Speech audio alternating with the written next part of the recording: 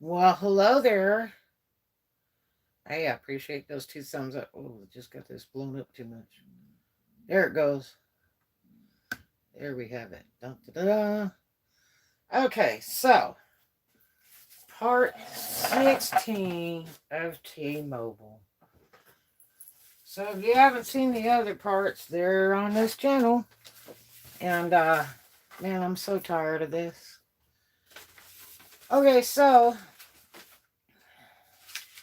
what has transpired since the last vlog I did on part 15?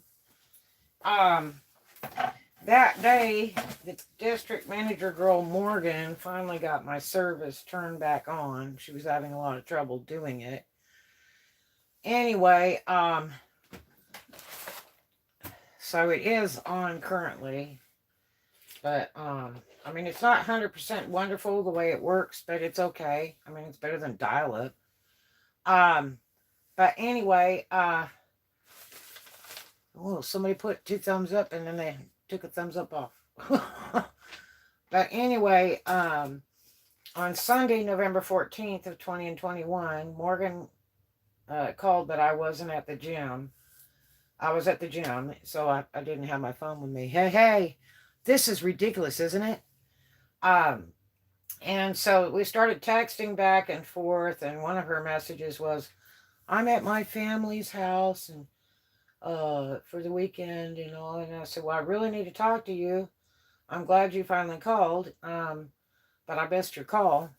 So we've been doing numerous texts until the point where I was like, are you a robot or are you a real human? Because it would be nice if I could talk to somebody instead of keep punching away at this phone texting you. But anyway, and this is after numerous calls to corporate, probably, I don't know, 6 calls to corporate. You have to do it at night or you'll never get through. You'll be waiting like 2 hours. And then they promise you the world and nothing happens. Anyway, she called me twice and I called her about 4 times. We never talked on the phone until just recently. And on 11/20, I texted her. I already shipped the mobile unit back by UPS before the 14th, but they may have got it late in Texas because that's where it shipped from Florida to Texas, which that's not going to take that long. Um, But as per the contract for returns, it said that, I'll be liable because, and a restocking fee and a bunch of other junk because it needed to be returned by the 14th. And the holdup was corporate never sent me the email for the return paid UPS slip and the box and all the other stuff. And I had no way to print it. And the agreement with corporate was I was supposed to go to the third store and go get the slip and the box from them, and because they printed out for me and everything, and then I could ship it, but that never happened. Anyway, they finally did send the email much later after I had called again to corporate, and I managed to get that up and get somebody to print it so I could try to ship it back, but I had to buy all the supplies and go find a box and pack it up real good so it wouldn't get damaged, and the gas and the time and all that crap. Which I didn't get, compensated for that, of course. But anyway, she said she could still honor the credit return on the mobile unit. I said, well, I hope so, and I hope I'm not paying a restocking fee and all that other stuff because they told me the unit was free to begin with, and it was not. And so, my service is paid for like 2 months because I gave them $100 the first day I was in there. And I believe that was on the 29th of October. So my service should be 29 October, 29 December to 29 November to November 29 to December 29. But anyway, that would be all paid in full. And here we are, December, beginning of December. So on 11/29, I text her, my home unit smokestack is off. She asked me if I paid my bill. I said, yeah, I gave them $100 for my internet service. Yeah, really. Hey, Roxanne, what's up? And I said, so I'm paid for, you know? And she said, I told her some of the drama because she never got to hear the entire whole story ever. It was partial texts of things, and she really needed to talk to me on the phone so I didn't have to like type all that crap out because it would just take days. As I told her, I paid 100 cash in there. I said my service should be paid in advance. So she said the mobile unit is the one I should keep, and I said, well, no, I don't think so. And then she said, return it all and we'll refund you. She kept saying that repeatedly. Let's just return it all and we'll refund you completely. I said, well, that's not accomplishing what I wanted to accomplish. All I wanted was the home unit, the smokestack unit to begin with. I said I was talked into another deal and told it was free, this, that, and the other, and never saw the documents, paperwork, and my signature was pasted on a bunch of documents I never saw. And I don't appreciate that. If you're going to have some kind of contract document of some sort, you need to let me see it, review it, ask questions with a rep of T-Mobile to make sure that I agree with it and they agree with it before I sign. You don't just grab my signature and just start putting it everywhere. And then I don't see the papers till later. So then she says, well, I talked to that lady manager at that second store where I picked up my 2 units. And she offered you a full refund, and she said that you wanted to keep all of it. I said, no, I never said that. I said, she offered me a full refund in the morning, then I called her back, and that was just on the mobile unit. Then I called her back a couple of hours later and said, look, I'm gonna, come by, in an hour here. And, I don't want to wait in line or anything. Are you going to be able to handle this? And she's like, oh, well, I can't give you all the money back. Let's see, the only thing you'll get back is like $39. I said, not out of $100, you won't. I said, that's not happening. And so she didn't tell the district manager, Morgan, that. And so Morgan kept wanting me to return everything. And she works on my service that's off until about 4:44 p.m. It's back on. She had so much trouble trying to do something with my account to straighten it out. So she finally got it to go back on. And, you'd never believe it, Roxanne. You would never believe it. And I sent that thing back last month before the 14th. But because it was a weekend, they may have, had trouble delivering UPS. I don't know if they deliver on the weekends, and it was only going Florida to Texas. So, but it's possible it may have arrived after the 14th, which was my big concern because in that so-called contract I never saw, it had some kind of statement that they guarantee their products for 14 days. And then, as long as you return them and everything, but then they do restocking fees and other stuff. And then after 14 days, you're liable for the whole thing. So I'm like, man, they put my signature on something, signed my life away without my permission, and I'm probably going to end up buying the thing anyway, even after I return it. And I never used it, so because it wasn't free. So anyway, she gets my service back on, and she says that I have a credit and no more bills due, and an additional credit for the outage of the internet, because when I came in that morning, that I had no service. But she got it on by 4:44, which was cool. But she had a terrible time doing it. Because she kept texting me going, is it on yet? Is it on yet? And I'm still working on it. It won't let me fix it. And I'm like, oh, God. So she said, you won't have a next bill or just maybe a few dollars of a bill. I put some additional credit on there. I was like, wow, thank you. So,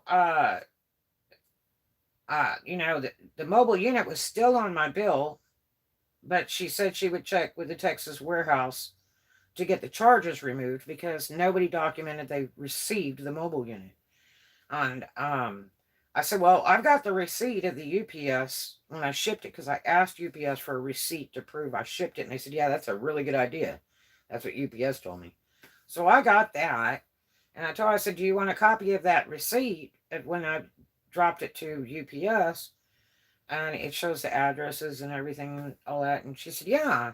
So I took a picture of it, sent her that. So she said that she would get those charges removed as soon as she could get to Texas warehouse to find the unit I returned. So, then it says, let's see, I sent her the pic of the thing, the receipt. On December 10th, I sent her pics of 3 letters, and she said disregard. She asked if I called to get the updated balance. Yeah, she said call to get the updated balance. I asked her, I said, who do I call? I asked her like 4 times because I said, you know, the smokestack unit's like $55 or $50 a month, something. She said, yeah, it's 50. But see, on the bill it says 55.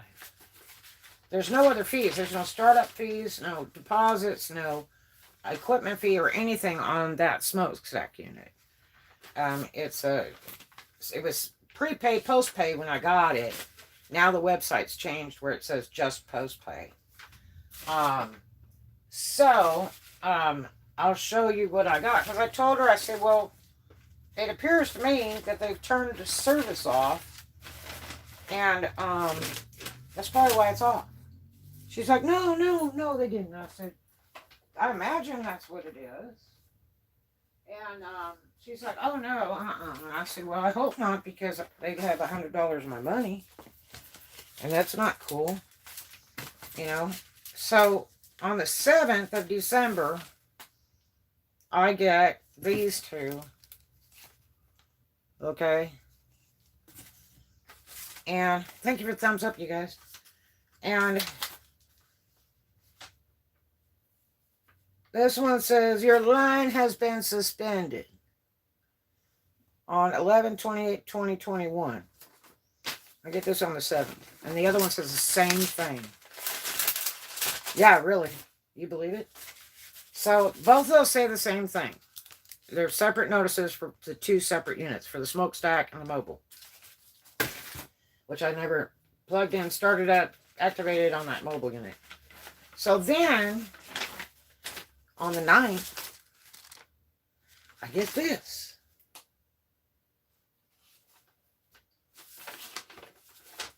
And it's all kinds of stuff on here. It says that I owe 156 cents right now. On December 21st. They say they bill 1 month after your service. So this bill, it's got all these different pages. They print on the back of the pages, which is so dumb. Okay. This bill, total due 156 by the 21st of 2021. Balance forward 35.20. Your last bill was $64.80. You had a credit adjustment of $100. Plans $82.50. 2 connected devices $82.50. This month's charges are the same as last month. Okay? You see this? $2 equipment fee. That's for the mobile unit. But this month's charge is $4 or more. Services, same as last month. One-time charges, $51.26. It says this month your account had a late payment of $5 applied. 2 lines had restore from suspend at $46.26 also. You believe that?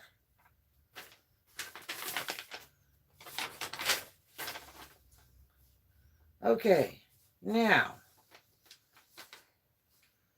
this one, this bill summary, it says previous balance $64.30. Or, let's see, balance forward, it says negative $35.20, so that's, I guess, a credit. Previous balance $64.80. Okay. Credits and adjustment, courtesy credit. November 29th. $100 minus. Now, it has Mobile internet, $55. That's the mobile unit. $23.13. This is a $5 account fee. I don't know what that's for. And then it has mobile internet of $27.50 with a $2 equipment charge is $23.13. And here's all their amounts of a total $52.63. Then it says, let's see, here's the mobile unit, 0 minutes of talk and 0 messages. This, I think, is the smokestack of how much gigabyte was used. That's the mobile unit where nothing was used. Because I never started it up because they lied when they told me it's free. It says plans, $82.50. November 30th through December 29th, $82.50. It says T-Mobile home internet, that's smokestack, $55. T-Mobile internet, 50 gigabyte, which he said it was 100. It includes $27.50 for that service a month. And the equipment charge of $2. That's that trick charge where they tell you it's free, and then they refund you $2 every month for like 2 years, which they didn't tell me about. And then it says handset credit reversal, $3.75. Return credit, $1.75. I don't understand that at all. One-time charge, $51.26. All other one-time charges account. Late fee for invoice due November 21st of 2021 is $5. Why would that be when I gave them $100 in advance? One-time charge for restore from suspend. And that's for both units. That's for the mobile and the home one. $20 each one. I already have the mobile unit. That was already in the mail on the 14th, before the 14th. T-Mobile fees and charges, $5.20. Really? This makes 0 cents at all. And then it's got taxes, fees, and breakdowns. I don't know what all that stuff is. Bunch of taxes and fees, state excise tax, gross tax, federal tax, all kinds of junk. Yeah. So I shoot her these copies. She says, oh, don't worry about that, but you can call them. I'm like, who do you want me to call? Because you know I don't want to call that second store. The first store is permanently closed. The store is all vacant. They're ready to rent that out to someone else. And it's not scheduled to reopen anywhere else. They said that before they closed that day I went there, the first day, when I tried to get the smokestack unit right there. And spent the entire day there from early afternoon till evening to get nothing accomplished. And now this concerns me about my credit too, because it's saying I didn't pay the bills and they had to disconnect, reconnect, and all these other charges. And I'm like, oh, hell no. These people had $100 of my money. So my service should have been paid. And this service is $55 a month, it says on the bill. She says it's $50, but $55 a month. And it's post-pay. They bill you after the month. But yes, I did refuse to put a credit card on there because that's a messy mess when you do that. I'm already having trouble with Planet Fitness on that right now. Yeah. I mean, this is so stupid. October? Here we are beginning of December. You're absolutely right. I mean, what does it take? It took forever to get them. They escalated the case from the third store. George assisted in that. He talked to the manager of the second store and he said, look, just escalate the case, get it to Morgan, the district manager. And let's get this sorted out. He said, because I can't do anything because it comes out of your store and you're not going to help the ladies. So just escalate it and let them handle it. And so it took forever to have the DM get a hold of me, this DM Morgan. And for the longest time, I thought she was a robot because all she wanted to do was text. And it was like, you know, I did finally tell her, are you human or are you a robot? Because it'd be nice if I could just talk to a live person and explain to you this thing from beginning to end so you could get an understanding of how abused I've been through this. I mean, these people should really be taking care of me. I don't know if anybody above the DM could assist because I asked about that too. And I couldn't get any phone numbers from the third store from the guy George at the third store, which they just think he's wonderful. And I said, well, he was pretty rude to me one of the times that I called over there, and I was very disappointed because he made the statement of, well, I've got another customer sitting here waiting on me. I said, well, I'm way before that customer. This has been going on since October, and I called for your assistance. And I'm trying to return this item, and corporate told me to contact you. So, I mean, to me, it's like he has other reps in that place. I know that for fact. And one of the other people could have took care of that customer while he assisted me by going up on the internet and copying the shipping label and furnishing me with the box and all the stuff that they have there so that I could go ship it out, since the stores don't want to take the damn thing back. I mean, that one store is like 2 blocks from me. I could walk to it, the second store that I got it from. So why? I mean, I got to go through all this crap when the second store should have made it easy for me to return it and refund me on my account for that, so that all this money would have gone towards this, which would have stopped it from being disconnected, which would have stopped it from being charged two $20 disconnect fees for 2 different units of one I which returned, plus an additional $5 restoral fee or some other junk. And then I guess it trashes my credit. So a lot of things could have been stopped. It was kind of like a railroad train wreck. Domino theory, just kind of went boom, ba-boom, ba-boom, ba-boom, ba-boom. And if people would have jumped on it and done what they should have done. I mean, in business, what do? Whether somebody's pissed off, burned, or there was an accident happen, or things were screwed up, or confusion, how do you solve that problem? What is the easiest way to solve that problem? You do it. You do whatever you got to do. Suck it up. Call your superior. Say, gee whiz, this person has been round and round with 3 different stores. What can we do for this customer? The first thing they should have done was take the mobile unit back the next day. Because I was on the phone with them that night and the next morning at that second store that gave me those 2 units. And I was on the phone with him about the contract and where was the rest of my $100 that wasn't on credited on that bill they put in the bag right there that they gave me. They gave me this bag that had 6 documents in it and the mobile unit, and they gave me this box. And the box doesn't fit in that little bag. So that's what I walked out of the store with. And I was looking at the documentation after that as I was looking for the instructions on how to set this up. And which they really don't have any. That was a nightmare to set that up. That took several attempts to get it done. Either somebody didn't know what they were doing or they were scamming you. Definitely time for a lawyer. I mean, I'm just sick of this. So I'm really upset because I'm afraid that all these affect my credit.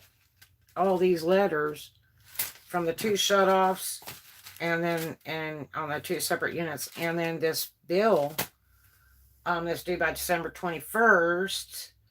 I mean, it's just a mess because this girl promised me all kinds of different stuff. Said there's so much credit on there now. I gave you extra credit and an extra credit even just for the time down that the service was off. And the first thing I told her, I said the unit, I think the unit is shut off, service to the unit. She says, well, it could be broken. I might have to ship it back. But she said, rarely do they break. And, yeah, exactly. You're right.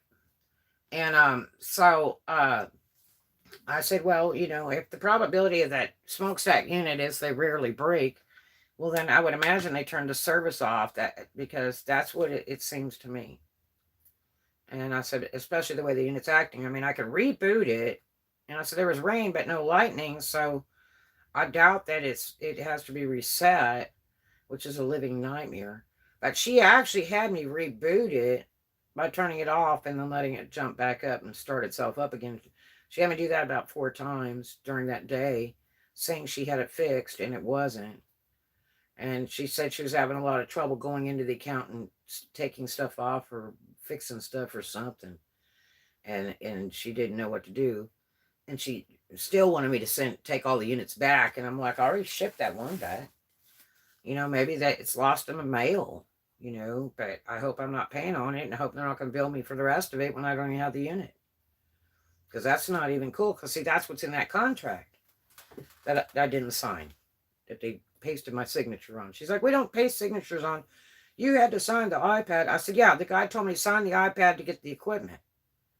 He didn't tell me there's a contract here. He said, just sign here. It'd have been nice if he said, okay, read this and then sign. That's what he should have said. Read this and then sign. And there was nothing to read. He just turned the thing around and wanted me to sign. You saw me your finger. And so that was really deceitful. But I just, how many people do they do like this?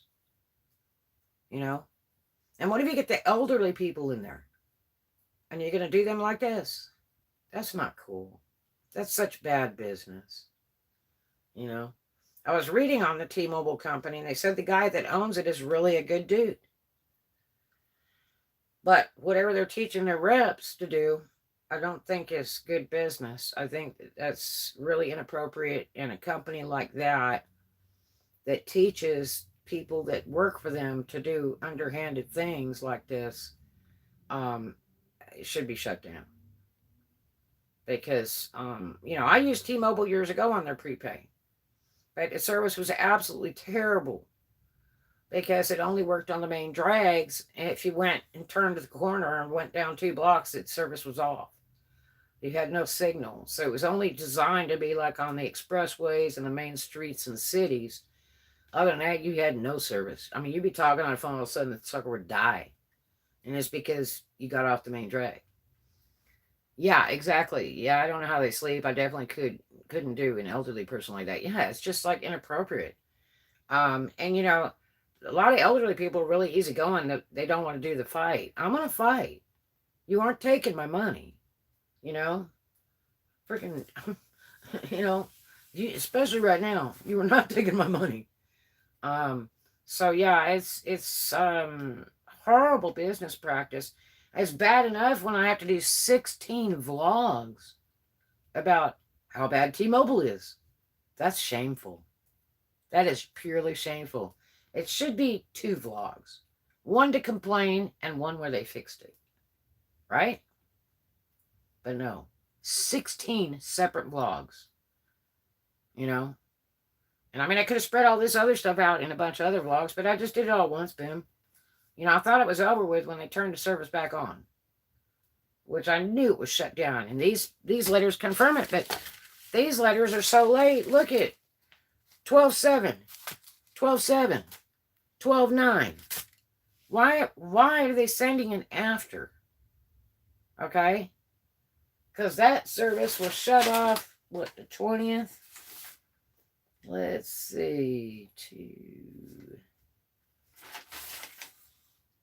I sent her a message 11/29/21. My home smokestack is off. Yep. 11/29. But now I'm just now getting notice of they shut the service off on the 7th of December for the 2 units. Really? They must have delivered this mail by camel. I don't know. Now let's see where it came from. This came from California. But don't you think if the server was shut off, they'd have mailed it before that? I mean, it's going to take about a week for it to come from California. Also, wasn't some money supposed to be for your car tire, but then all this happened? True. I really had no business paying crap, and I didn't have to pay anything that day. There was nothing required to get that unit. There's no deposit. There was no startup fees, no nothing on that unit. And if you go on the internet, you can read about it. It's under T-Mobile Home Internet. There's nothing required. It's one of the better deals on the internet. I think there's 3 other companies that are doing it, but they charge you for the equipment. They charge you startup fees and all kinds of stuff, and where T-Mobile doesn't. So you get the unit, you just can't move it anywhere. You know, like if I go to a hotel out of town or out of state, I can't bring it with me and plug it in. You know, if I move my office to another location, I can't put it over there and plug it in. Let's say I'm supposed to like return it and then try to get another one if they have another one available in that area, because they're not trying to not give out a lot of these in certain areas so it doesn't get overloaded. You know, which I agree. I've used internet that's really bad like that, where they put so many people on it, and at first when you get it, it's great, and then it gets worse and worse and worse. And then there's certain times of the day where you can't even use the internet because it won't even work because all those people are on there. So, yeah. Um, I wish I could remember that one we had out in Georgia. It was like, we use internet or something. It had a funny name to it. And it's like, so tell me when it's going to work. Because it never works. But, yeah, this is just, I mean, it's so ridiculous, it's beyond stupid. So, Morgan, the DM, you know, I sent her copies of all this stuff today.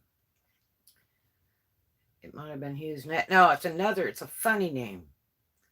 It's some oddball company, and it's a funny name. I can't think of it. I mentioned it in the other vlog. But yeah, you know, when I sent her copies of this stuff, she's like, "Oh, I took care of it. Everything's done." You know, because you got to text her. She's not going to answer the phone or call. And I said, "Well, here, how about this?" And I sent her the copies of the 2 disconnects on the 2 units. And she said, "Oh yeah." So that confirmed that I had told her. I thought that maybe they shut the service off for non-payment when I already paid them. So then, and then, you know, I'd asked her, you know, back on the 29th, I said, you know, did they get the return? That's my biggest concern. Did they get the return? Was I charged a restocking fee or anything else? Am I relieved from all that weird contract? Because this is no contract. None. Zero. No deposits, no down, no contract, nothing. And you pay it after the 30 days is when you pay your $55 fee for the service. You don't pay nothing for this unless you damage it. They told me it'd be like $300 if you damage that when you go to return it. So, or if you damage it intentionally, you need a new one, they're going to charge you like $300 if you've like thrown it across the room or something crazy. So anyway, you know, she went to go look on the account and everything, and in fact, they couldn't locate the mobile unit I shipped back. So, and I mean, that's like, you know, weeks. So I was like, oh boy, they've lost the mobile unit. You know, or it's sitting in the warehouse and they haven't got to it. You know, it's the holidays. It's December. There's a lot of stuff being shipped around. You know, so they might have a warehouse full of crap they haven't got to yet. Who knows? I don't know how they have that set up in T-Mobile at Texas. You know, it might be a little office. It might be a big warehouse. Glad you haven't thrown it after all this caca. I'm telling you. Ugh. I'm so done. You know, like I said, the service is okay. It's not as fast as they say it is at all. And especially when I had to like start it up like several times through their system, you know, on the internet. You have to go through all this starting stuff and loading and downloading the info. It has to download its info and all that. And that takes a while. And then if you miss it, which, you know, I did that. I went to the bathroom, I had to come back, and it had already done it. And it stopped. So I had to do it all over again and sit there and babysit it, thinking it would just handle itself. And I'm like, not again. Then you got to enter all that info again and scan the code on the machine and enter it through the computer and all this stuff, and then, plug it in and start it up. Then it goes and starts downloading itself, has a little picture on the top of the machine on here, and then it's telling you it's downloading and stuff, and you gotta wait for all that, and then it'll boot itself back up, kind of thing. But you gotta be there to watch it and babysit it, because if you don't, then you have to do it all over again. But only one time I missed that. All the other times I just couldn't get it to work. So uh, it's really problematic just to start the thing up. You would think you just plug the bugger in and you're done. Now it works good on broadband. When you plug in the cable to the machine, there's a plug-in in the back, so you can plug broadband into it, and you can go direct. So it works pretty good on the broadband. But as far as Wi-Fi signal, it's a bit weak. It's like 80 to 90%. It never shows 100%. And when it says like you can hook 15 units up to it or something, let me tell you what. When I get to 2, it's shaky.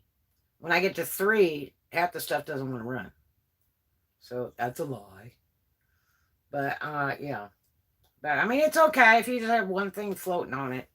It's okay, If I have to go on my computer, I turn my phone internet off.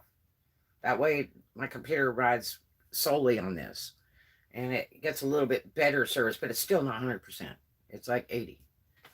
It's 80 to 90.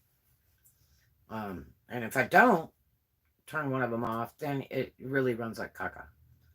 But yeah. But I mean, it's okay. It's better than dial-up. 15 times, that would be too many, yeah. I mean, we're on part 16 of T-Mobile. Can you imagine? Part 16 since end of what, October? Here we are beginning of December. And it's like, what the heck? So I'm supposed to call some number on this one.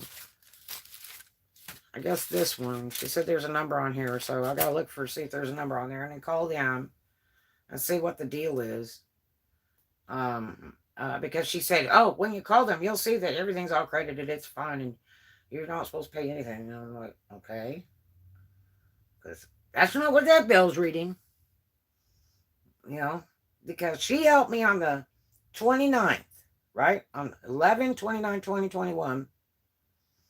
And said everything was taken care of that evening. And this is coming on the 9th of December. But no, if they nailed this before 11/29, then maybe that could be correct. I'm imagining no, but I could be wrong. Mail is tough right now. It is, especially coming from California to Florida. Anytime you're shipping anything from California to Florida, that's a Mickey Mouse Zoo. Yeah, so look what somebody gave me today. This is so cool. A friend of mine gave me this. This is a police light with a thing to charge it with, and then you take this out.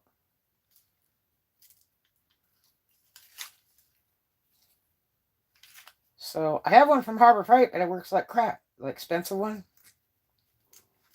It works like pure poo-poo. But see, this has a little thingy. Put it on your belt loop and everything. I don't know. I'm going to see if it'll charge. They don't even know if it works. They just gave it to me. I'm going to plug it in and see if it'll charge. So that's pretty nifty, huh? Look at this. Where is it at?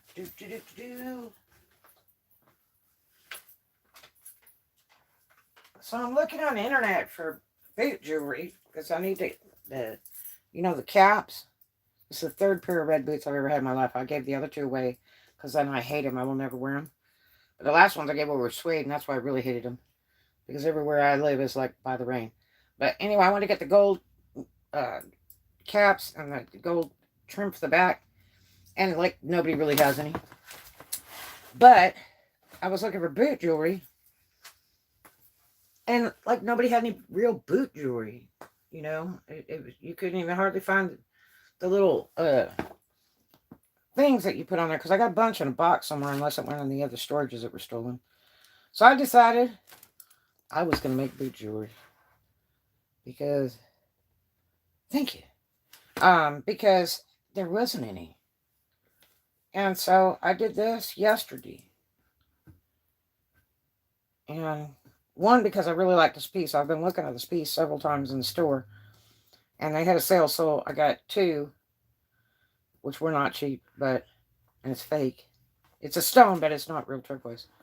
But I really wanted to do that. I said, this would be great for my little boot jewelry thing. And then I had some of these things here, and then some of the others I bought. I bought the crystals and these ball-bearing balls, and these stars, and these little feathers, and the rest stuff I had. But, and I've got some other stuff, because I did some Indian stuff years ago in Memphis, doing Indian outfits for the girls, and in particular one girl named Easy Money out in Memphis that worked at the King of Clubs. She said she was Indian and she wanted a whole Indian outfit. And I did everything. I did the choker, the cufflets, the belly chain thing, feathers and all kinds of jewels on it and stuff.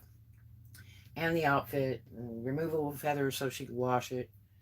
And I haven't done any of them since. I have some outfits that are not finished, that need to be finished. And because they're really cute. And I haven't had time to get to those. And so I have all that stuff in separate boxes for those crafts. So I pulled that and decided to put everything together and see if I could make a nice decoration for a cowboy boot, since you can't find any. So I did. And it really is quite nice, I think. The only problem is it's expensive. It's pricey. So it's real pricey to put it together. That's the bad part.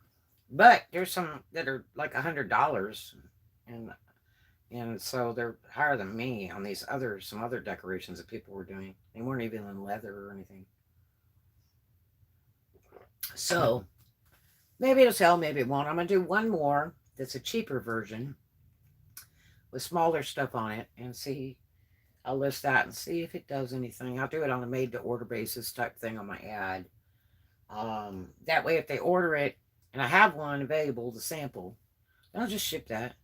And if anybody else wants to order it, I'll just ship some more. I'll make some more. So I can do that on the website where I can make it made to order. So that way if they order one and I ship one right away because I happen to have it, it just looks really great for me because I went boom, boom, and shipped to them right away. So I had to order some shoes that are coming from California for a customer that I need to get done. Thank God I have a 4-week wait on them. But the problem is I need to have them done in time to dry. I like to let them dry, 1 to 2 weeks before I ship. I want them on a hard dry before I ship them. Because I don't want the shoes to take the form of a paper or padding in the box as they're traveling about. I've got some orders. I actually got orders in November. Thank you. I actually got orders in November, which was really neat. Some big orders. And got those done and shipped. I did a full rhinestone shoe. Got that finished. I showed that to you guys a few times before on the live. Got that finished, shipped out, and the girl was kind of a weenie. When I tried to ship, the address was wrong. And the post office refused to ship it. And that was a living nightmare from hell. But I think she's also a foreigner because the way she wrote her address was like she wasn't from here. And so I thought, well, maybe she doesn't write English that well, and maybe doesn't understand the addressing and stuff because the address made not very much sense. But anyway, I sent her like several messages for like 4 days, and the thing is late, which on that particular site you get in trouble if your orders are shipped out late, and it's going like day by day by day, and it was horrible.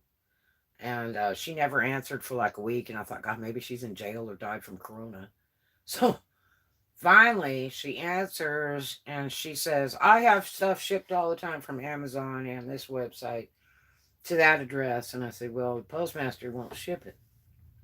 I go in person when I go to ship out, and they're not wanting to ship it. Can you please check with a neighbor how the addressing is?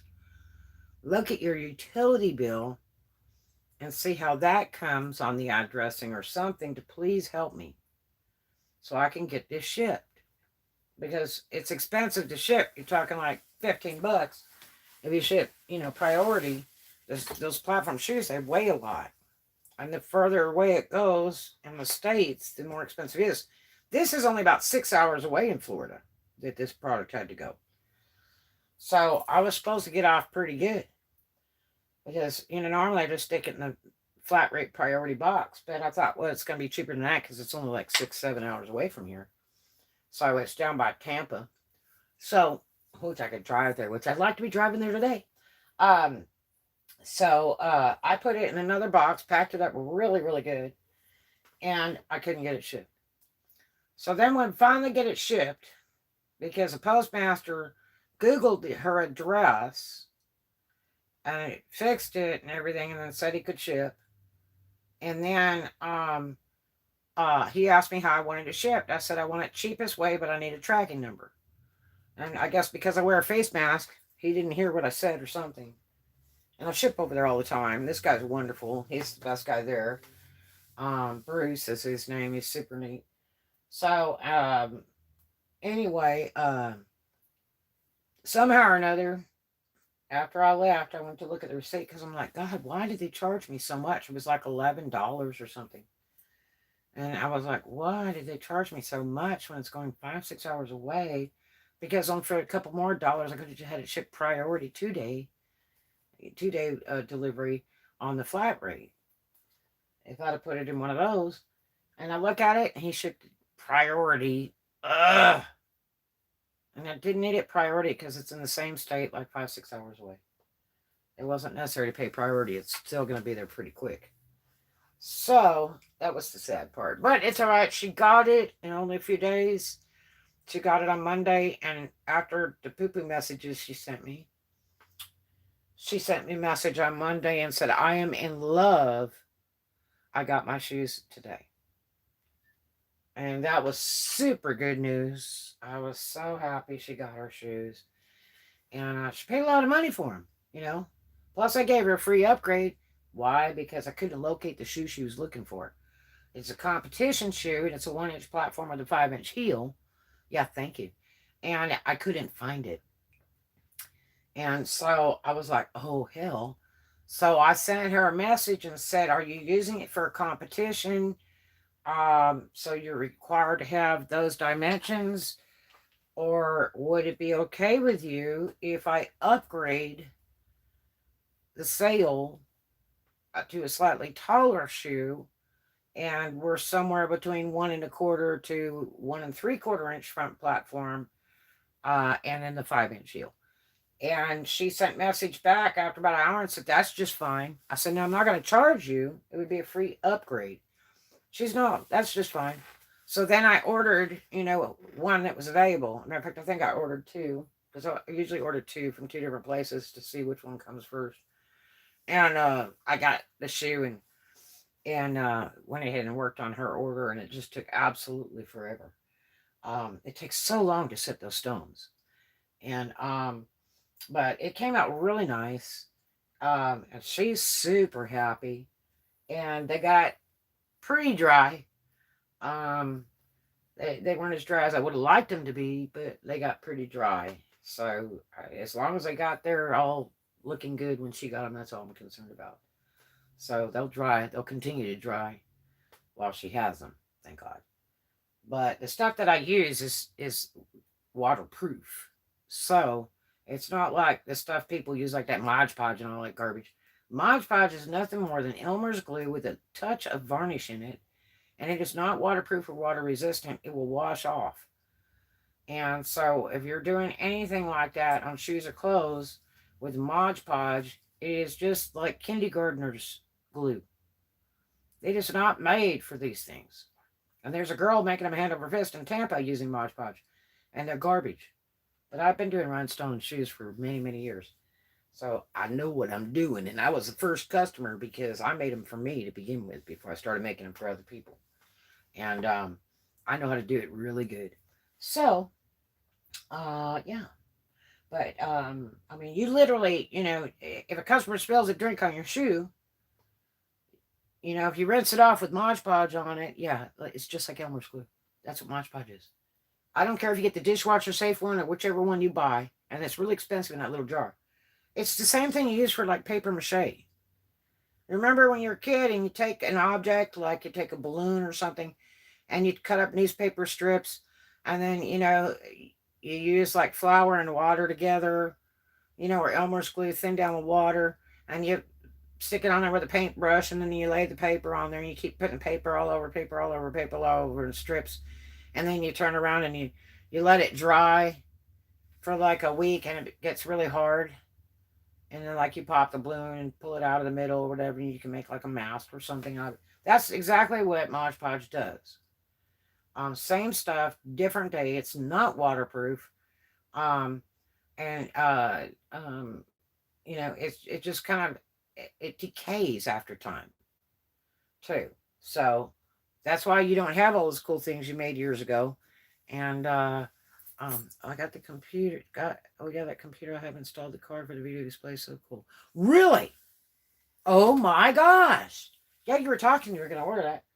So yeah, that stuff that we made in kindergarten and junk. That's why we still don't have it today, because it rotted away years ago. But if you use the stuff that I use, then it would still be here for years to come. So that's the difference.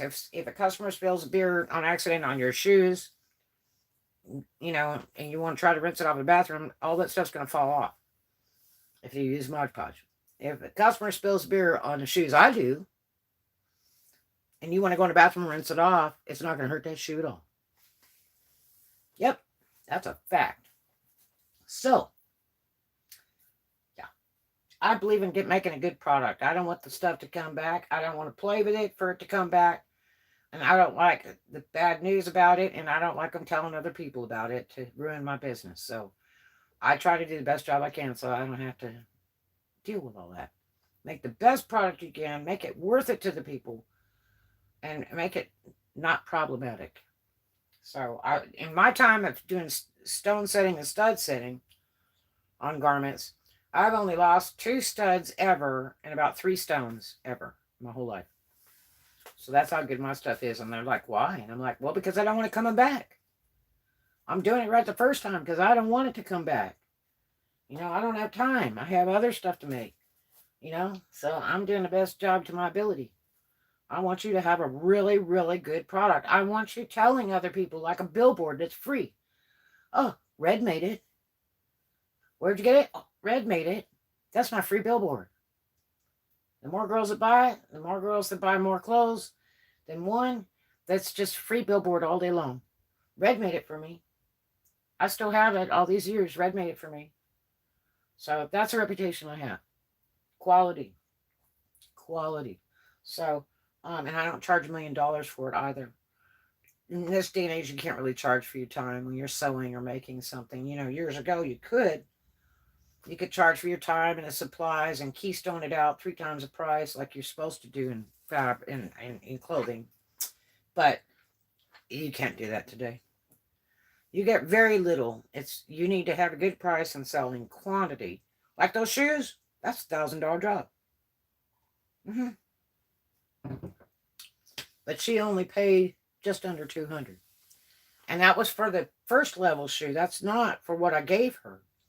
I gave her a shoe that was over $200, but that was my fault because I couldn't come up with a product. I couldn't order it from anybody at that time.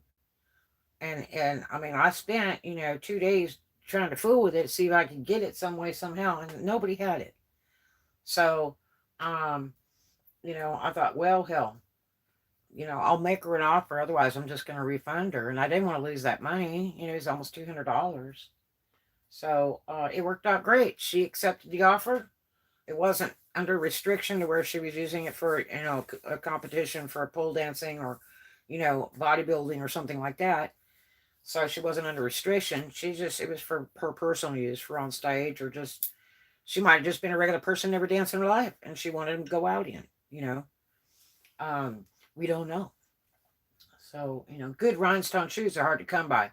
There's only one stripper shoe company that's putting some out, and they've been doing it for about 3 or 4 years, and they're like $300 a pair, and they're junk. They're 100% junk. And the stores can't even sell them. They sit around their store forever because most dancers aren't going to pay for that kind of money for a shoe, especially ones around here. There's no way. They'll spend $40 or $50 on a shoe and the rest on dope or liquor. They aren't spending, $250 for a pair of rhinestone shoes. Oh, you for a new computer.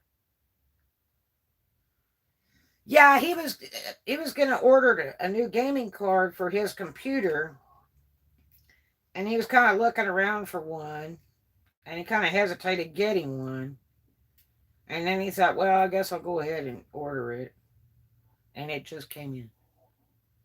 So that worked out great. And then somebody else was telling me the other day that their kid likes gaming computer, and my other storages that were stolen, I had a system where you take two computers and they have to be plugged in together in order to run. And it was a full gaming system. It was hand built, not by me though. And I inherited it from a lawyer friend of mine for doing work for him. He had it in the garage, and he had paid to have it built for his so-called stepson, to the wife he was previously married to. And he ended up with her car and the computer. And it just sat in the garage. And I'm like, what's this? And he's like, oh, God, I paid thousands for that computer. So he made me a deal where he gave me all that stuff, what was left that people didn't swipe. And I kept it. And that sucker was fast as fire. It was seriously, like power draining system when you plugged it into the wall. It was really an incredible build. And I wanted to, open up and look at it and study it and all that stuff and improve on it or whatever. And I never really got a total chance to. It was in the other storages that they stole that we were still paying on a year later. That was really bad. Everything we had gone. So only the little bit that we had moved into that house out at Eglin. That's all we had. Really bad. All my childhood pictures, my kids' pictures, everything's just gone. Pictures of my parents that I'll never get again. Gone. Amongst other things. My guitars, my guitar collection, camera collection. Oh, Mother God. There's just so much stuff. All my clothes, my pretty clothes, my fur coats, my daughter's fur coats. Yeah. Yeah. Everything gone. Just gone.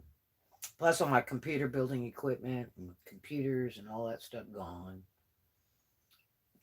So, really bad. And my big heavy duty straight liner machine is $5,000. I just want to puke over that right there. Ugh. Yeah. Hey, BB. Simple Mobile Moxie. Prepaid mobile locked black. What? Is that a phone? SIM card included 4G Lite. Hotspot locked. If it's locked, you can't use it. You should have bought it unlocked. Yeah, did you research it before you purchased it? Because usually it sounds like it's new. Did you buy it like on eBay or something?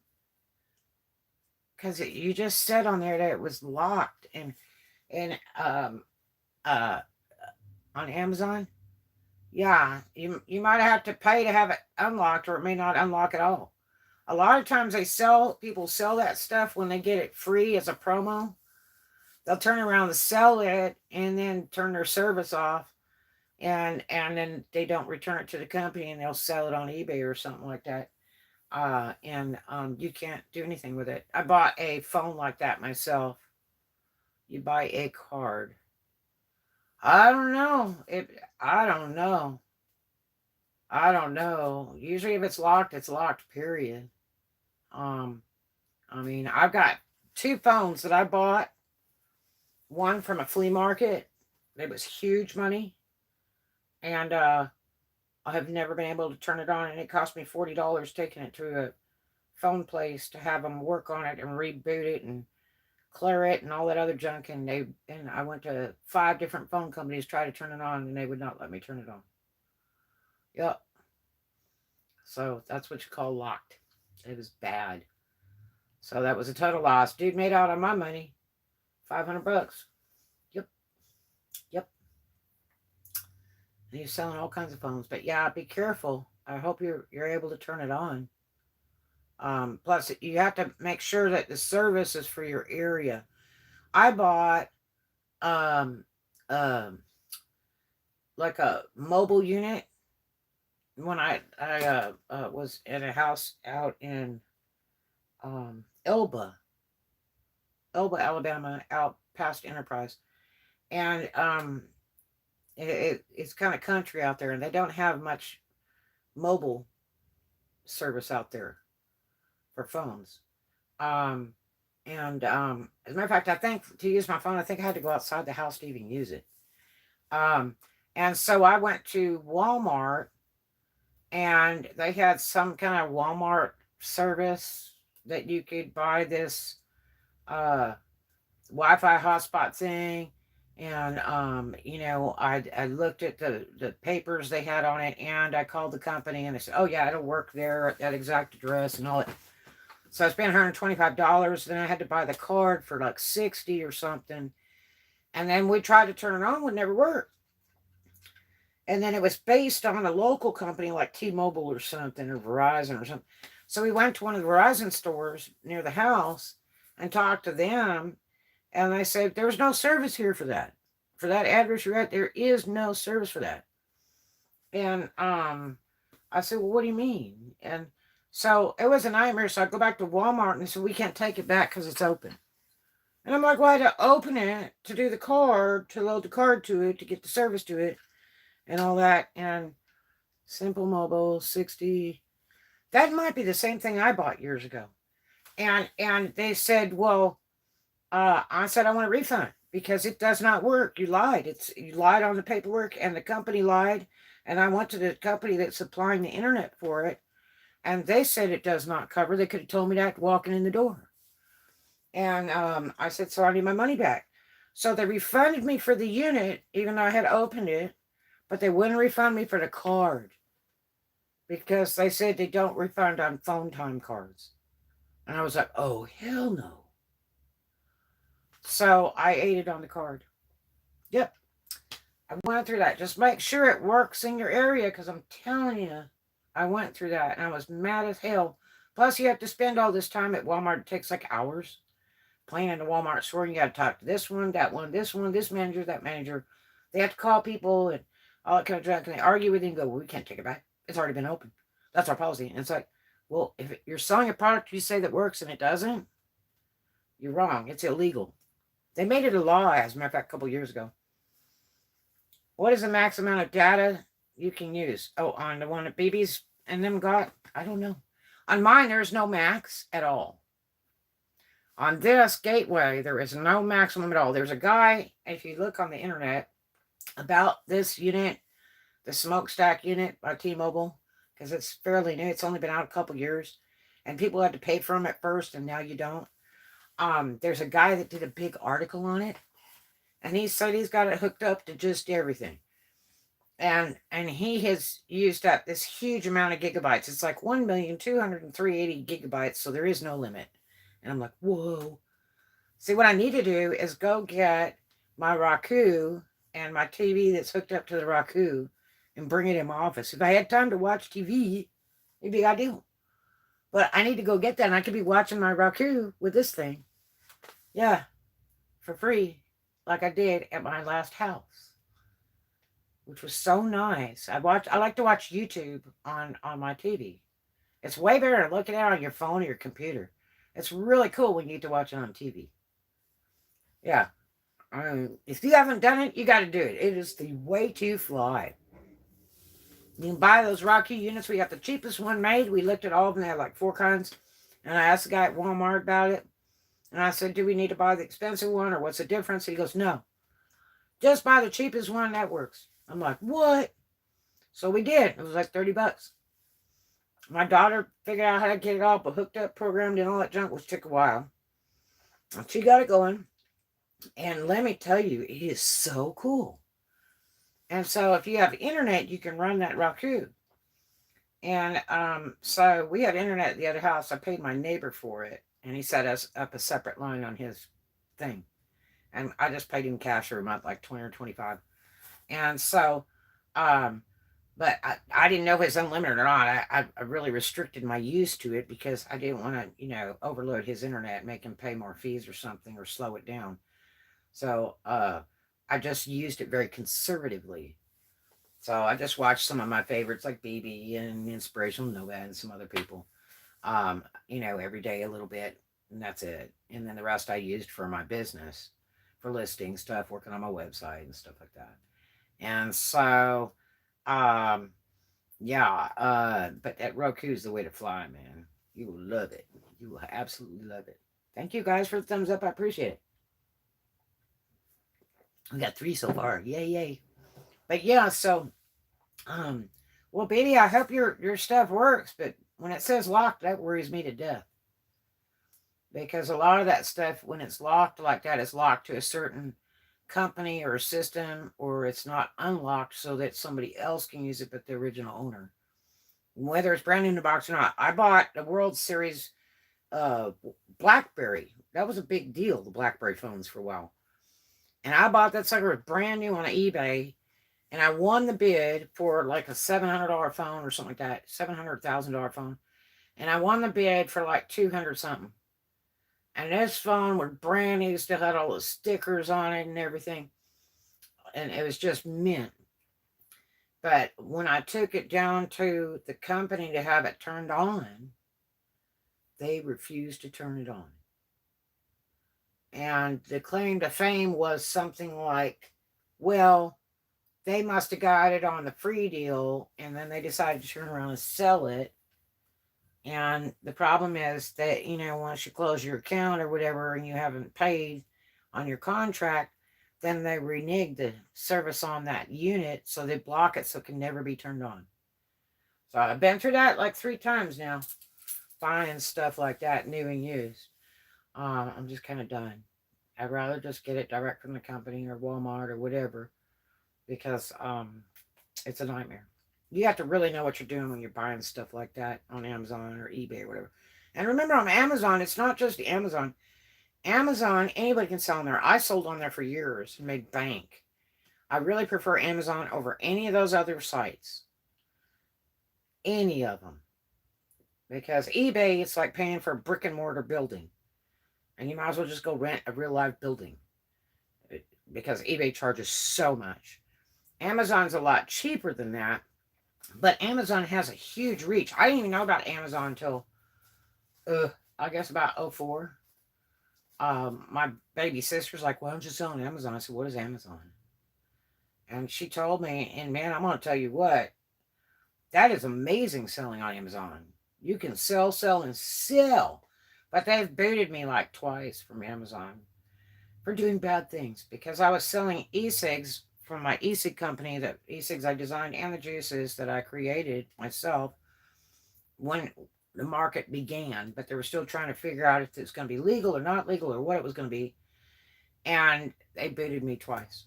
Even after the second time, when everything was relieved and cool and no problem, I was even selling no nicotine juices, which is not illegal. And they booted me for that. I was pulling $5,000 a week just on my e-cig stuff. $5,000 a week on Amazon. So yes, I miss it very bad. And they keep sending me emails every year going, well, you need to sell on Amazon, and you should use your account and all that. And then when I call them, they go, yeah, you can use it. And then when I try to start up, it won't open. And I'm like, am I barred for life, or how does that go? So I can never get it reopened. But it would be so nice if it was on Amazon right now. Amazon is an ideal place to sell. People will disagree with me on that, but I'm telling you, Amazon has a huge reach. And all my stuff is only to the USA, continental USA. No Hawaii, no Canada, no overseas.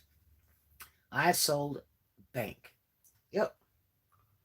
The problem with overseas, well, first of all, Hawaii and Canada, it's too hard to get it over there, and they have to pay fees to get it to in Canada, and Hawaii takes forever. And um, uh, the what's the max amount I can use? On mine, there's no maximum. On BB's, I don't know what that. I think that's the same one I bought years ago that wouldn't work. Um, and then if you ship to Europe, it's very problematic because Europe, uh, they don't give you a tracking number, so you can't track it. So you can't prove that you shipped it. So when you get in a legal battle with a customer that says they didn't get it or some horse crap or trying to get their money back and all that, um, they'll file on you on PayPal and then they take your money because you can't prove they got it because there's no tracking number to Europe. So I was done with Europe. I talked to other sellers that used to work on eBay, went through the same crap. I also know a seller that sent a bunch of really expensive watches to Canada, like 10 of them. And then the guy PayPal'd him and claimed that he didn't get it.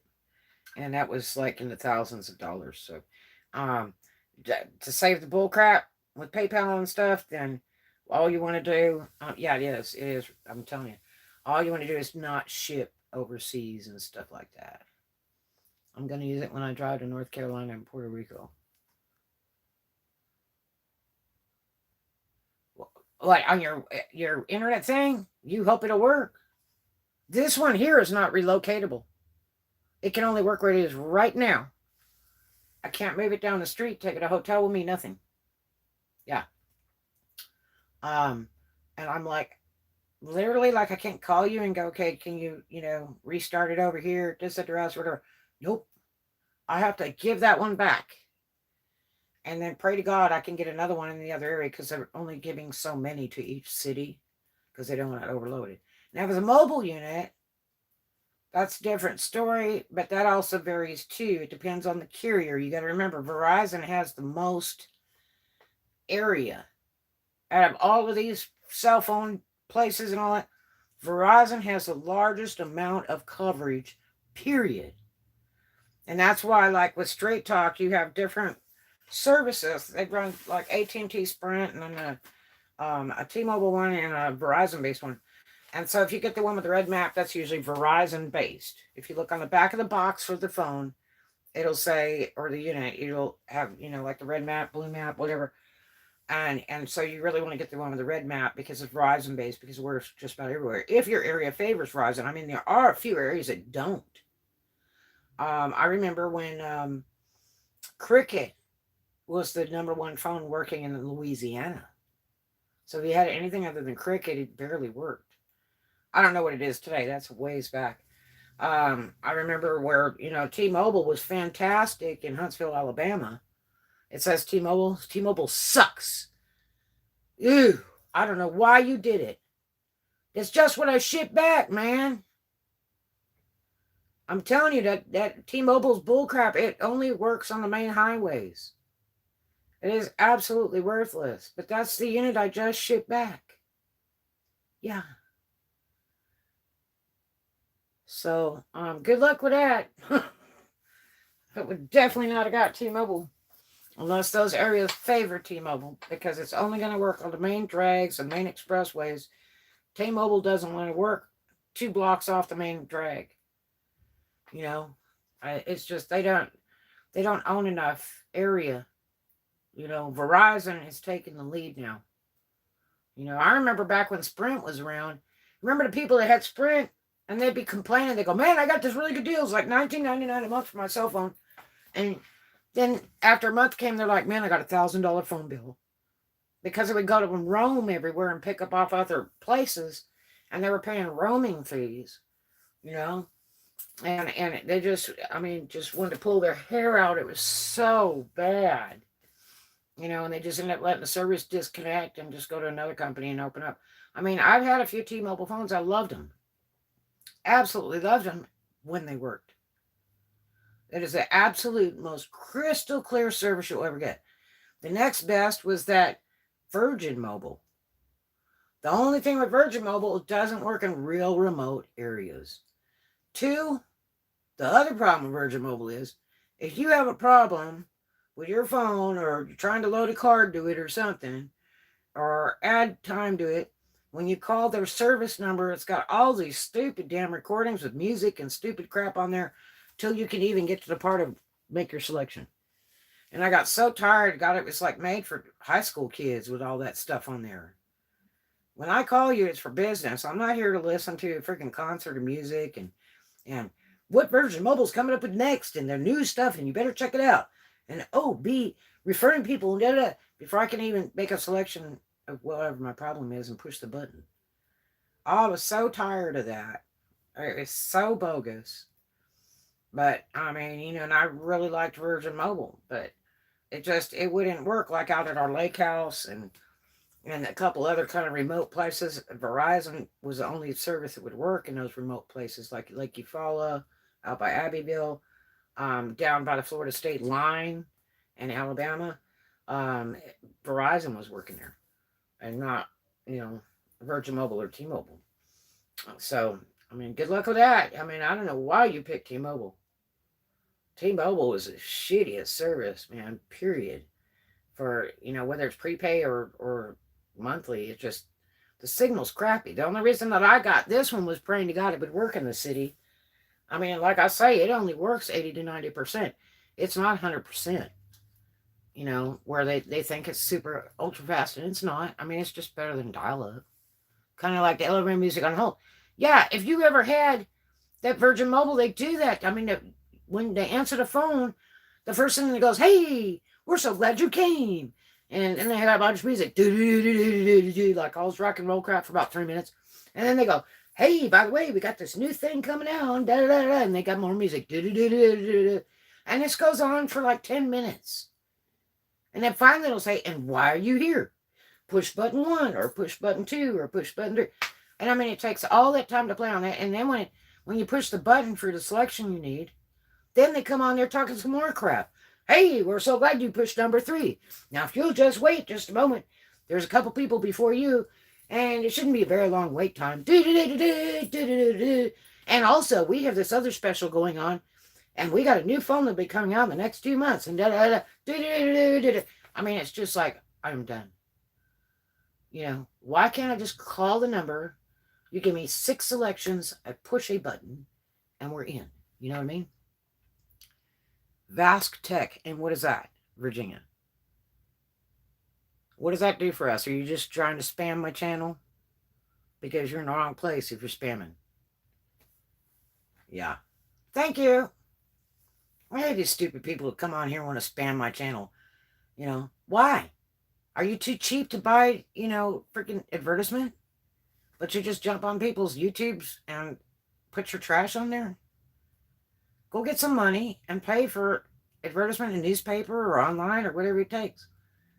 Don't be a Jew and be dropping some lines on my freaking vlogs. Go find somewhere else to go, like the roller skate rink, man. Roller skating in Buffalo Herds. Submerge your head in an aquarium for a little while. Friggin' get some spare times and dimes so you can go to the payphone if you can find one. Spare tires are hard to come from. Yeah, I mean, I don't know why they waste their time doing that. Like, everybody's going to jump and pay attention and go, "Hey, we should do that." We don't even know what that is, that garbage. It might be the sex hotline. I don't know. Maybe you guys like that. It's probably not free, though. I can think of better ways to promote my stuff. And since they're on YouTube, why don't they make a YouTube vlog about it? Instead of come over here and drop some trash on my YouTube. They probably go on everybody's live. They look to see where they're on live, and they start dropping the lines on everybody's live. Like it's going to bring them a lot of business, right? You know what I mean? Exactly. So what's going on, BB's Adventures? You guys been vlogging away, man. I'm proud of you. They've been banging away, man, you guys. Doing the lives and everything. Just cranking it up, buddy. They've been rocking and rolling, man. If you're not familiar with their channel, you need to get on their channel and check it out. They have vlogs for all kinds of different things. They do DoorDash. They do touring type stuff, different states and stuff. Nothing being getting ready to go to the Carolinas. Really, the Carolinas are pretty. I'm gonna tell you. It'll be cold. I don't know why you're going now. It's gonna be cold as big bad pee. Might go live tonight building a gingerbread house. Oh, you should. Whatever you're doing, doesn't matter if you're building some crap out of toothpicks. Go on the live, man. Go on the live. Because you get, when you're on the live, if you do a 20-minute live, you get like 4.5 hours watch time on YouTube. That's true. That's why you want to go on the live. The other night, when you guys wanted to bail out and end your live and drive down the street 20 minutes to go to the next place, I told you, don't turn it off. Don't turn it off. The reason you don't turn it off is because you've already got watchers that have popped in and out, and it's already adding up the time. Just like if somebody pops out to give you a thumbs up and they come back in, it's already adding up double time. Okay?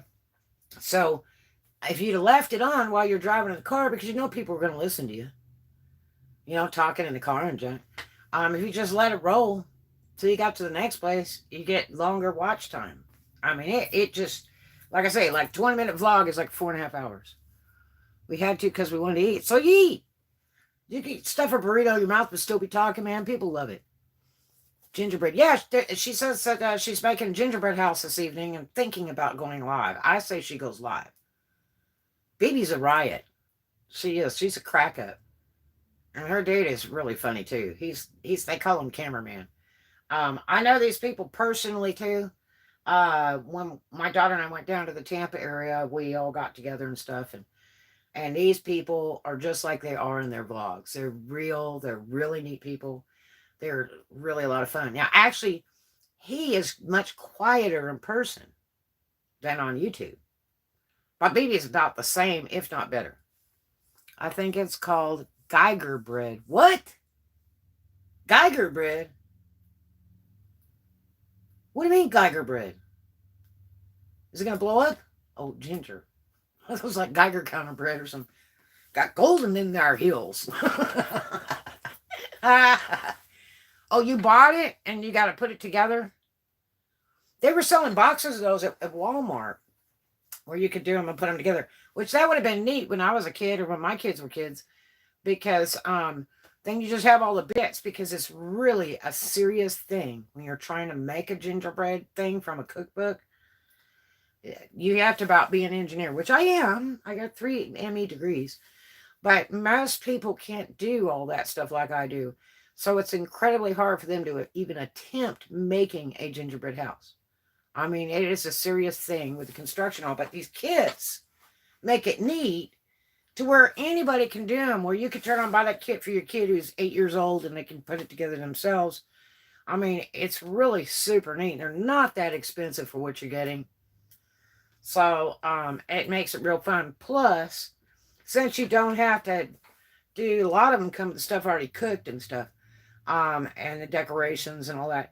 So what's really neat is if you want to make it really extra special and buy extra stuff and make extra frosting, which the frosting is not hard to make, because you got to use mostly all powdered sugar and water, because it's got to go on there like rock to attach the stuff, and so it won't slide off. So you use mostly all powdered sugar and water, and so you can make the extra frosting stuff to glue this stuff on with, and you can buy some extra things to put on there, and it's just too much fun.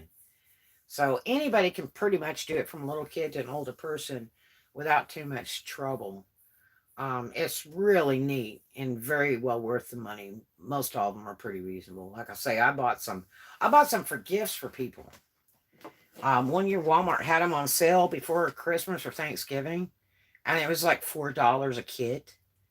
And I said, dude, let's just buy a bunch and we'll give them to people as gifts. And we did. We did, and people were just in love with them. And we were just trying to do something kind, and people just fell in love with them. And I think the kits were like $20, and we got them for like $4 on the closeout or something. I bought it like 15 or 20 of the damn things.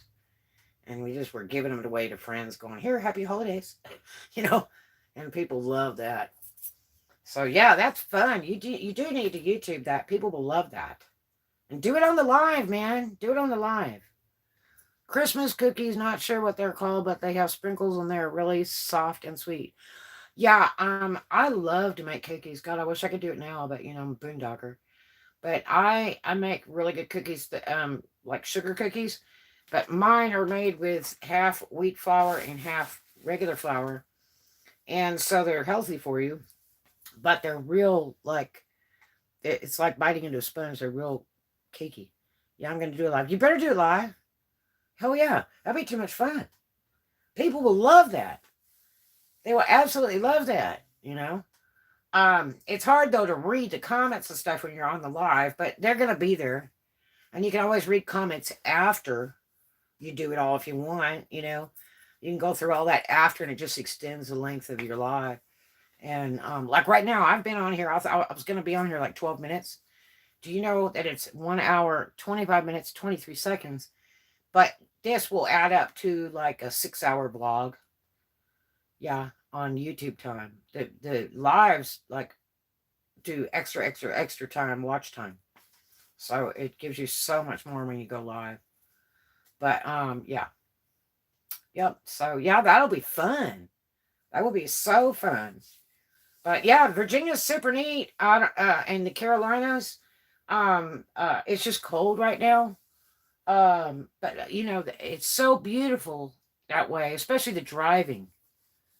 Used to watch cooking shows like Paula Deen and all those kind. Yeah. You know who I liked? There was a guy called Galloping Gourmet. He was an English guy that was always drunker than hell, and he was so funny.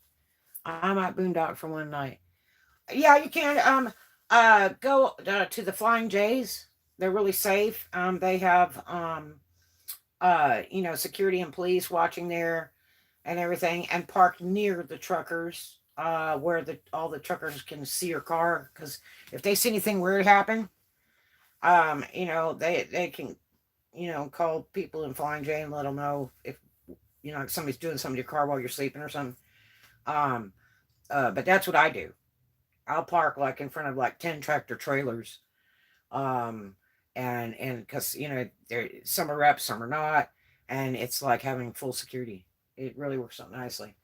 And I dress down when I'm in the truck stops and stuff like that when I travel. I've traveled for years and years on the road, so I'm used to that. But rest stops are very, very bad and very, very dangerous, so please be careful. Rest stops are the favorite place for people to rob you, and that's in the bathroom, that's walking to the bathroom, and that's at your car. I can tell you stories about friends where they had guns pulled on them in all those places. And a guy that's the baddest cat in the land, you would never mess with him. He was like mafia. And a dude pulled a gun on him at a rest stop while he was in his truck. Yes, in his face. Mm. So try to go to the big truck stops like Flying J and those things. Park next to a restaurant where people are watching a car, next to the truckers, whatever, where you're in view of the truckers. Rest stops suck. Oh, God, they're so dangerous. The only ones that were any good were the ones in Florida years ago, because Florida would pay law enforcement to be at every one of the rest stops, but they don't do it anymore. So, they're just not safe. I mean, I have friends that go, oh, I go to rest stops all the time. I'm like, good luck. Go for it. I might see if I can find a Buc-ee's. Dude, they got a Buc-ee's over at by Grapevine, Texas. Oh, that sucker's a blast. Buc-ee's is so unreal. I don't know if you guys ever been to one. It's like the most giant. I think they only have one. It's the most giant, so-called kind of a truck stop. You can't stay there. It's just a place to go. You're not allowed to stay there, and trucks aren't allowed to stay there either. It's just a stopping place, but not a sleeping place. And but it's horrendously big. It is the neatest thing. And you go in there, and I did a YouTube vlog of that a while back, I think. And you go in there, and they have like 65 flavors of soda pop in the machines. Okay? It's the craziest thing you have ever seen. And then they have all this stuff you can buy. It's like going into a retail store. I would have a pair of video glasses and a dash cam to record. Yeah, now they have dash cam on all their cars. And that, as a matter of fact, on their channel, I will tell you, here promoting BB's adventures. But they're good friends of mine. on their channel, they had a couple serious car things going. And the proof was in the pudding, because they have the video cam, which those video cams, you can also run those. They're at the top of the line. They're, I believe it's called Van True. They I feel good. I feel good. My phone is ringing while I'm on it. I can't even believe it. And it's probably some spammer. It says it's out of San Pedro, California. It's like, I know you're a liar. So it's the Van True makes a 2, 3, a 4. The 4 is the best one, and I think they have the 2s and 3s, but the 4 is the one to get now. And did you guys hear that? Really? My God, it was my phone ringing, dude. Got that, scared the cock out of me. That was, whoa, I feel good. No. But yeah, so that Van True is really incredibly good. If you ever want to buy one, the one you want to get is a 4. And you want to get all the different cameras that go to it. The 4 is really, really, really, really good. Yeah, Van True is the one, I'm telling you. And here's the trick. Amazon has sales sometimes, so you got to keep an eye on it. And then they'll have like 125 or 150 off. Now, they'll be getting ready to come out with the new ones here for Christmas, somewhere like now or like a month later. On the 5s. It'll be a Van True 5. And then that way, that 4 will go down a little bit more even. But the last time I looked, the Van True 4 was the top of the line they had. And but if you watch, it's like every 3 months they have a big sale, and they'll knock that thing down $100, $150. But you got to order all the bits to it, because if you get all the cameras, it really works. Plus, the difference between the Van True 3 and the 4 is incredible in the megapixels, which the megapixels is how clear the picture is, and like picking up license plates and stuff. And the thing with BB and her guy, when they had some car situations go on, their lifesaver was that Van True. That was the evidence, because those people lied and said they didn't do it or whatever, and it was on the video. Oh yeah, and insurance companies and law enforcement go for that, and works very well in court. But I mean, you can take that Van True and you can put an external battery, like I'll show you. Where is it? It's over here. Hold on.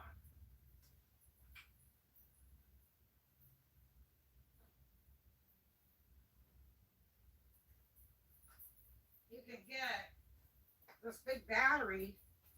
I can't believe it's so late. Holy heck. All right, you can get this big battery like this. This juice on. See, dual port portable battery. This is an external battery. This thing is heavy and big. This is the biggest one they make. That's at Walmart. And it's 20,000 mega amp capacity. This is like $30 at Walmart. It has digital charging indicator and all that. I've YouTubed these too. It's got 7 charges total in one unit, so you have enough to charge your phone 7 times and all that kind of junk. But these are like $30 at Walmart. And I got several of these because I was getting ready to get my Van True. And I didn't want to leave home without it, period. And that's what you take that, and you can plug that Van True into it when you get out of your car and you park it. Or if you're in your car boondocking and you park it, you plug that in and the cameras are still running. So, that's what that's used for. You have an external battery, or unless you have a jackery. I mean, you can get a whole jackery and pre-charge it, and that's like it'll run for days like that. But it's really handy when you've parked in a parking place and people have backed into your car and took off. You got video on them, and they lose their driver's license for doing that hit and run crap. That's highly illegal. You cannot hit a car in a parking lot and drive off. It's the law, especially here in Florida. It's an automatic guarantee. Jail, 3 months, and you lose your driver's license before you've even gone to court. So if you hit anybody's car, you better damn well make sure you haven't put one scratch on it, because somebody might have a Van True. And especially if they have the 3 or 4, they can hook up extra cameras to it. I like the 4 because it handles all the cameras and it has really high megapixels. So the picture's incredibly good for looking at a license plate. It's like super clear. It's like, like it would be like this, but then with the floor, it's like super strong, bright. You know what I mean? Yeah. Well, this is exactly. Yeah, it's worse if someone is injured or in a bad crash. So exactly, if you go to Baby's channel, you'll see some things about their cars in the past year into they were pretty horrendous, and they have those cameras. And he was kind of using them for YouTube at first. I think he was pulling the chip out and pulling some of his YouTube vlogs off of those. And that's a handy thing too, but I use my phone. I have a mount on the dash, and I stick my phone up there and do it. But he uses those little cameras and stuff too. But I think they were taking some stuff off of their Van True chip to put. He used to edit all his videos really a lot. He's an outrageous editor, her guy, and I don't have time for all that bull crap. You do better on the live, really you do. As far as YouTube pay, you do better just doing the live. The problem is you don't have anything unless you save it. Go out and save it after it's been produced. Then you can turn around and save it to your computer, and then you got to load it to something else. So, and I do save all my vlogs. You want to do that in case your channel gets sabotaged, hijacked, or whatever, or shut down. You want to have all those vlogs, and so you want to put them on an external drive on your computer. And that way, you have them, and if you have to reload your whole entire channel to YouTube because somebody hacked your computer or something, and you got to start a whole nother channel, you accidentally deleted something, you have it. I'll show you. I've done some vlogs about these too. These are external, and these are real thin nowadays and real small. And this is like so many terabyte or something, or 1 terabyte, 2 terabyte. That's a huge amount of area. Your videos, pictures, and music take up a ton of room on your computer, and the best thing you do is put them on an external drive to get them off your computer so your computer can run fast. And then you save it forever. This will last, 2 or 3 years. After it expires, you need to go ahead and load it to another one, or discs, but load it to another one and then use this one for extra. But I have one that's for my computers, copies all my computers, and I have one that's all my YouTube videos. So I have 2 separate ones. And then I put the date that I purchased it so that I know the time limit if I need to replace that unit or not pretty soon. Because I have one that I can't even get into. That's by Western Digital, and it was really funny. My daughter and I drove by the actual Western Digital Corporation on our trip to California, and it would have been nice if I could have just dropped it off there and had to figure out how to get all my stuff back off of it. But, I was reading now that those actual things kind of expire anyway. They wear out. So they only guarantee them for so many years to really kind of work. And so I really should have switched it over. Even that thing cost me a living mint, like $200 for that first one, and it wasn't even anywhere close to a terabyte, and but it malfunctioned, and I couldn't get my stuff out of it, and I was kind of hoping I could take it to corporate and let them see if they could troubleshoot and fix it. For email and product hijacked her whole channel, different pro picture, and yeah, so you want to save that stuff, and Baby and them are going, what do you mean we delete them? I'm like, you delete your YouTube vlogs? I said, man. And probably the reason they're deleting them is because it takes up too much room on a computer. Because like I say, he edits all the stuff. He does outrageously good editing. I'll tell you somebody else who does really good editing too is Uberman Tampa. Uberman Tampa and his spouse is outrageously good doing computer stuff. They do some fabulous editing. And then his spouse does like commercials and stuff. They're doing bath and body products right now. And so his spouse does all the commercials for the Bath and Body different products and things. And oh my gosh, they are just so professional and so hot. I mean, you wouldn't even know they make them themselves. Okay, it was like they hired a company to do it. They do unreal editing work. I could do it. I've done a little bit, and I've done some commercials for people for their businesses on YouTube. It just takes so much time to get one vlog put together. I don't care if it's 2 minutes or 15 minutes. It takes so much time to get it right. And I admire those that do it. Looks lovely and beautiful and a pretty thumbnail, all that horse crap. But I'm telling you, I just go all the way live, take my picture in advance, and there it is. Because I don't have time to do all that. The only thing is you lose on your live because it's not in your phone.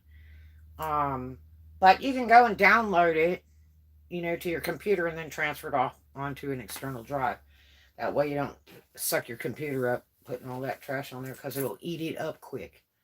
And you don't have any room left on it to lock up. So you want to make sure to keep all that music, videos, and pictures on those separate drives so that your computer can run free. It can't be hacked of anything. And it'll run super fast if you keep that stuff, on separate places. Plus, they can't get to it if it's not plugged in. The hackers can't get into it. Only when you've got it plugged in and you're using it. But that's what I do. I save all my vlogs. But yeah, so that's a true fact. Now you can download vlogs. You can download TikToks and YouTubes and all kinds of stuff like that. You can actually download it to your phone or your computer, and then you can go ahead and transfer it to a drive. So I've had to do that for some legal evidence. I had to do that.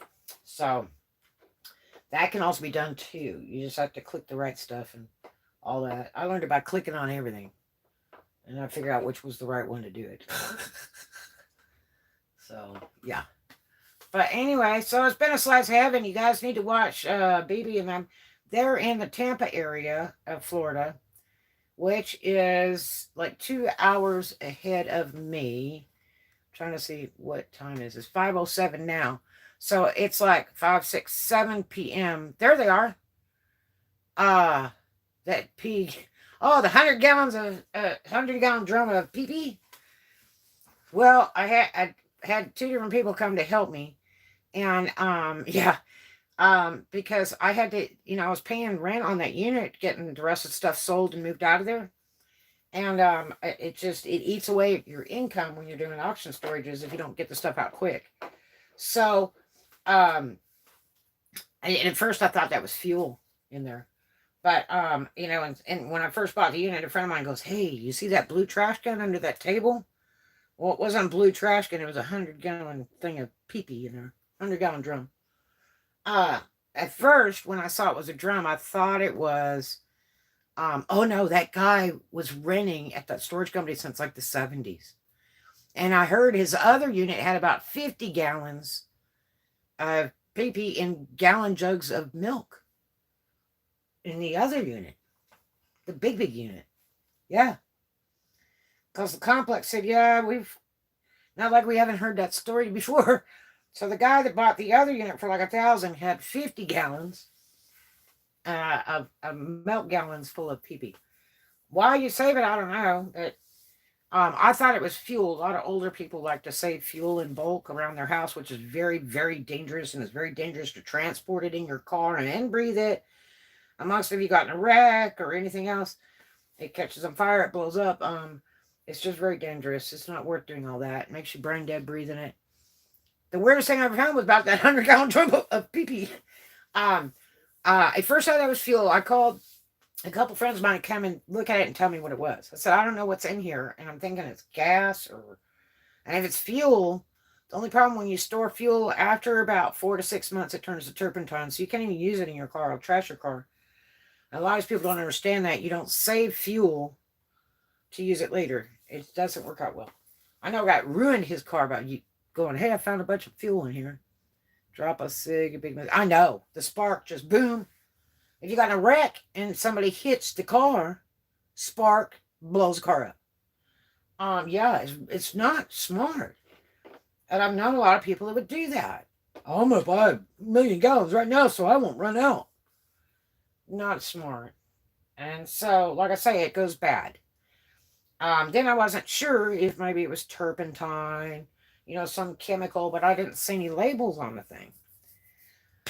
And I mean, like, what would be the use of having a 100-gallon drum and an additional storage unit? So I guess because he was older, that he didn't feel like walking to the bathroom. There's actually a bathroom in that complex that I purchased at. And it's open in the daytime. But it's a ways to walk to it because those are the big commercial units back there. So I bet he got that smaller unit and then he'd just walk over there and go pee and never had to worry, about making it to the bathroom or something. But the problem is, it was probably been there since the 70s. And two, it was full. Like I said, I had two people come and I'm like, what is this? I need help. I got to get it out because I got to empty the unit out. And I'm paying on it every day. Be paying for pee-pee, right? So one guy said, man, that's pee. I'm like, no, it isn't. Are you serious? Because I really don't have sense of smell. And he's like, yeah, that's pee. And then I was like, what the hell? And I wanted him to help me because I thought, well, if it's really pee, I can pour it out by law. Yeah, that's one expensive pee-pee. And but you don't want to pour anything else out. I've known people that went to jail because I knew a guy that was doing mechanic work at his house and he was pouring chemicals into the ground. Even though there wasn't a nearby well, the problem is that, Alabama has very strict laws about pouring stuff into the ground, EPA rulings. So he was pouring stuff in the ground for a long time, working on cars at his house, and he got in a lot of trouble with that. So you have to be really careful what you're pouring in the ground. You have to be really careful if there's a well near you. And, oh, no, surprised it didn't have smell. Well, yeah, it did. That unit had a funny smell to it. But it wasn't that bad until I moved the table that was over the top of that thing. And I broke the spigot off of that thing. It actually had like a spigot. And then on the other side, it had an opening. So I guess his wee-wee so little that he just could pee right in the hole. I don't know. Or maybe he was taking all those gallon jugs and pouring them in there until he filled it up. And then he just kept peeing in gallon jugs in the other unit and had no place to put it. But I mean, it sounded like pee. So pee, you can pour it in the ground, on a one-time shot. You can't, have a house that has no sewage and just let it empty in the ground. That's illegal. But, a one-time shot, you can pour it out. It's not a big hairy deal. It rains down here all the time. And it's not a big deal. I mean, or you can move it, and take it up front to the bathrooms and pour it down the toilet when the bathrooms are open during business hours. So the problem is it was totally full. And when one guy tried to move it, it just kind of splashed all over. And it was like, oh, God. So, it's like then you got it on your shoes. And then one guy's married. And I could just imagine his wife being mad at him when he got home. It was just kind of splashing around when he attempted to help me by moving it out of the unit. Because the unit has to be clean and empty, swept clean and everything to return it. Because they don't charge me a fee like they do other people. They usually charge other people $30 a unit cleaning fee. So if you don't clean everything out, then you lose that $30. But they don't charge it to me because they trust me to get it clean and get it the heck out of there. And so they can turn around and rent the unit immediately. So I was hung up on a table and a 100-gallon jug and a big giant dresser, a huge dresser. Actually, I paid somebody to dispose of it, and they got rid of it, as you can see on the YouTube vlog. I did a vlog about it. Yep. It was a real good rainy night, and they did that and got most of it so that they could turn it back around and take it out and dispose of it down sewage. But there was no choice. Couldn't move it because it was over full and it was splashing and stuff. And man, you don't know if somebody's got weird diseases. The guy's dead that own those units. So, I mean, You don't want to like have it go in your skin and you get a deadly disease from it or something. I don't know. So, and I mean, I don't know, when pea's saved for that many years, what is it? Strong ammonia? I mean, what does it become?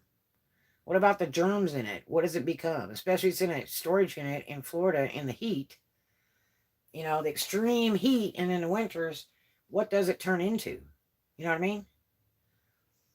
It's sort of like, how do you make sourdough bread? Same thought, different day. So yeah, got it disposed of properly, and that worked out fantastic. It just took a week to try to get somebody to help me because I didn't know what I had, and I 100% thought it was fuel.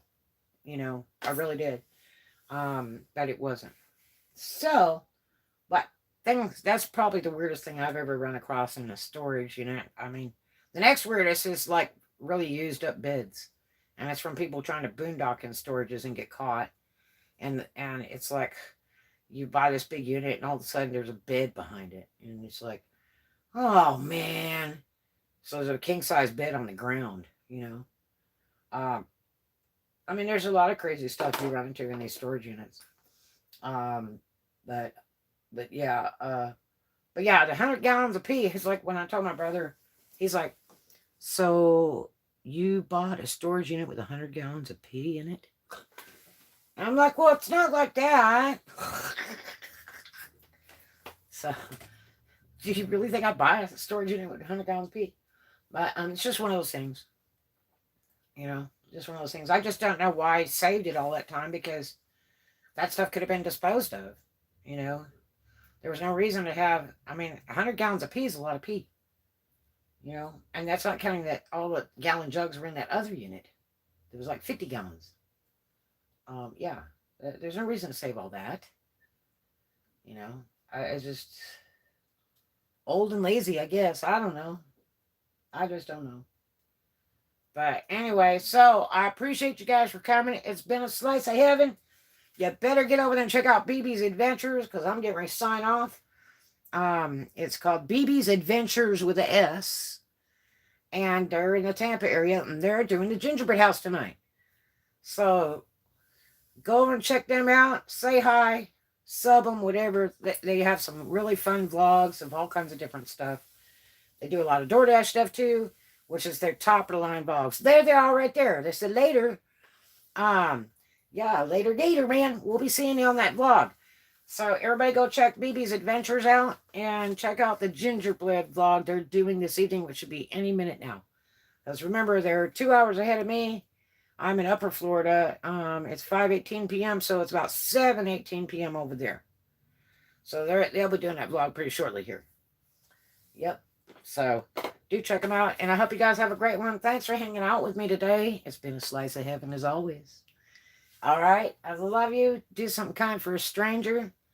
Love everybody, and too much of a good thing is wonderful, and we'll have lots of that, and I'll be back in a little while. Love you guys.